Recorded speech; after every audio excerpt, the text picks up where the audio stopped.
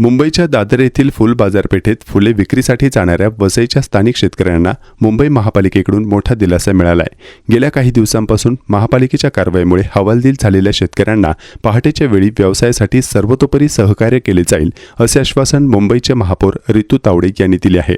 आमदार राजन नाईक यांनी शेतकऱ्यांसह केलेल्या पाठपुराव्याला यश आले आहे। वसई विरार शहराच्या पश्चिम पट्ट्यात मोठ्या प्रमाणात फुलशेती केली जाते। याच उत्पादनावर येथील शेतकऱ्यांचा उदरनिर्वाह अवलंबून आहे। गेल्या 50 वर्षांपासून येथील शेतकरी सोनचाफा, जास्वंद, तगर, मोगरा आणि सायली यांसारखी सुगंधी फुले दादरच्या बाजारपेठेत विक्रीसाठी नेत आहेत। घाऊक व्यापाऱ्यांपेक्षा दादरमध्ये चांगला भाव मिळत असल्याने छोटे शेतकरी पहाटे लवकर मुंबईच्या फुलबाजारात आपला माल विक्रीसाठी नेतात।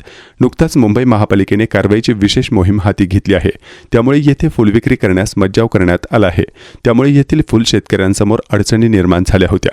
या प्रश्नावर वसईतील शेतकऱ्यांनी आमदार राजन नाईक यांची भेट घेऊन निर्माण होणाऱ्या अडचणीबाबत त्यांना सांगितले होते। विधिमंडळाच्या अर्थसंकल्पीय अधिवेशनात मुख्यमंत्री देवेंद्र फडणवीस यांनी या विषयावर सहानुभूती दर्शवली होती। त्यानंतर आमदार राजन नाईक यांनी फुल उत्पादक शेतकरी यांच्या शिष्टमंडळाने मुंबईच्या महापौर रितू तावडे यांची भेट घेतली। यावेळी पहाटे 4:30 ते सकाळी 7:30 या वेळेत फुलांची विक्री होत असल्याने या ठिकाणी वाहतुकीला कोणताही अडथळा येत नसल्याचे महापौरांच्या निदर्शनास त्यावेळी आणून देण्यात आले। यावेळी महापौरांनी संबंधित अधिकाऱ्यांना वसईतील फुलविक्रेत्या शेतकऱ्यांना सहकार्य करण्याचे निर्देश दिले। त्यामुळे वसईच्या पारंपरिक फुल शेतीला आणि कष्टकरी शेतकऱ्यांना मोठा आधार मिळाला आहे।